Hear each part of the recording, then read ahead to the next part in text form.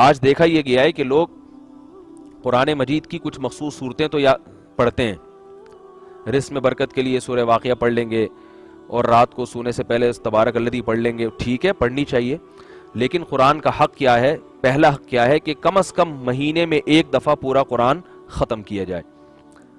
ہمارے جتنے اکابر ان سب کا معمول تھا کہ روزانہ ایک پارہ لازمی پڑھا کرتے تھے، کم سے کم تھا، یہ زیادہ سے زیادہ تو پھر کوئی حد نہیں ہے اس کی، کم سے کم۔ اور جب 29 کا مہینہ ہوتا، ایک اندازہ ہوتا تھا کہ بھئی 29 کا ہوگا یا 30 کا، تو پھر 2 پارے پڑھ لیا کرتے تھے تاکہ کل اگر پہلی ہو تو پھر ہم الف لام میم سے شروع کر دیں، اور اگر اگلے دن 30 ہوتی تھی تو وہی پارہ دوبارہ ریپیٹ کر دیتے تھے، ناغہ نہیں کرتے تھے اس میں۔ تو اس کا یہ قرآن کا حق ہے، روزانہ کم از کم ایک پارہ تلاوت کیا جائے۔ ایک پارہ ممکن نہیں ہے، آدھا پڑھ لیں، ترتیب سے الحمد سے لے کے شروع کریں، والناس پہ ختم کریں۔ آدھا ممکن نہیں ہے تو ہمارے اکابر اور بزرگان دین کہتے ہیں کم سے کم ایک پاؤ پڑھ لو، ایک پاؤ پڑھ لیں۔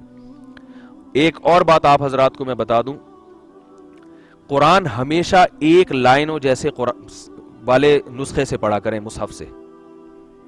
جیسے 15 لائنوں والے قرآن آتے ہیں یا 16 لائنوں والے آتے ہیں، تو آپ یہ 15 والے تو پھر ساری زندگی اسی سے پڑھیں، 15 لائنوں والے قرآن سے۔ اگر آپ 16 لائنوں والے سے پڑھتے ہیں، ساری زندگی پھر 16 لائنوں والے قرآن سے۔ یہ بڑا فرق پڑتا ہے اس سے۔ اگر آپ تفسیر سن رہے ہیں نا، تو بھی آپ کے سامنے جو قرآن ہے وہ ہمیشہ ایک ہی ہونا چاہیے۔ ایک کا مطلب یا تو 16 لائنوں والا ہو یا 15 لائنوں والا۔ وجہ اس کی ہے کہ جب آپ کسی پیج پر کوئی آیت پڑھتے ہیں نا، تو لاشعوری طور پر وہ آپ کے دماغ میں بیٹھ جاتی ہے، پھر دوبارہ تلاوت کریں گے تو آپ کو فوراً ذہن ادھر چلا جاتا ہے، یہ ادھر ہے۔ اس سے وہ آیت یاد کرنا بھی آسان، اس کی تفسیر، ترجمہ، یہ سب ذہن میں رکھنا آسان ہوتا ہے۔ اور اگر آپ روزانہ مصحف بدلتے ہیں تو پھر آپ کو وہ آیتیں اچھی طرح یاد نہیں ہوتی۔ تو ہمیشہ درس کے لیے، تفسیر کے لیے ایک قرآن رکھیں۔ حافظ تو اس کا بہت اہتمام کرتے ہیں، آپ نے دیکھا ہوگا حافظوں کو، بھئی 15 لائنوں والا، 16 لائنوں، 15 لائنوں والے حافظ کو آپ 16 لائنوں پہ لگا دیں وہ پڑھ ہی نہیں سکتا۔ میں نے جو قرآن حفظ کیا 15 لائنوں والے پر حفظ کیا قرآن، تو میں ہمیشہ 15 لائنوں والا لے کے بیٹھتا ہوں۔ یہ تو 15 لائنوں والا نہیں ہے، اس لیے کہ یہ تو مجھے زبانی یاد ہے، اما یتسالون، تو اس لیے جو ہے مجھے تو ضرورت اب نہیں پڑتی نا، جب انسان حفظ کر لیتا ہے پھر تو۔ لیکن میں گھر میں اس کا اہتمام کرتا ہوں کہ 15 لائنوں والا قرآن۔ موبائل میں نے جو اپنے قرآن اپلوڈ کیا وہ 15 لائنوں والا، کہیں بھی جاؤں گا 15 لائنوں والا۔ اگر باقاعدہ درس کا اہتمام ہو وہ بھی 15 لائنوں والا قرآن۔ تو جس نے حفظ نہیں کرنا اس کے لیے بھی یہی ہے کہ وہ ایک جیسا قرآن رکھے، کیونکہ آپ لوگ ماشاءاللہ قرآن کے طالب علم بن چکے ہیں، اللہ تعالیٰ آگے بھی پڑھنے کی توفیق نصیب فرمائے اور مجھے پڑھانے کی بھی توفیق نصیب فرمائے۔ تو ہمیشہ ایک نسخے والے قرآن مجید پہ تلاوت کیا کریں۔ اور ایک آخری بات یہ، رسول اللہ صلی اللہ علیہ وسلم نے فرمایا وہ دل اجڑے ہوئے گھر کی طرح ہے جس میں قرآن کا کچھ بھی حصہ موجود نہیں۔ اس لیے قرآن مجید کا کچھ حصہ زبانی یاد کریں، کچھ بھی نہیں ہے دل کے اندر، صرف بعض لوگ 10 صورتیں یاد کر لیتے ہیں پوری عمر زندگی میں، وہی کوشش کریں کم سے کم 30واں پارہ زبانی یاد۔ اس کا فائدہ ہوتا ہے، آپ اگر تہجد کی نماز میں قرآن پڑھنا چاہیں گے تو کیسے پڑھیں گے؟ زبانی یاد نہیں ہوگا تو آپ تو تہجد کی نعمت سے ہمیشہ کے لیے محروم۔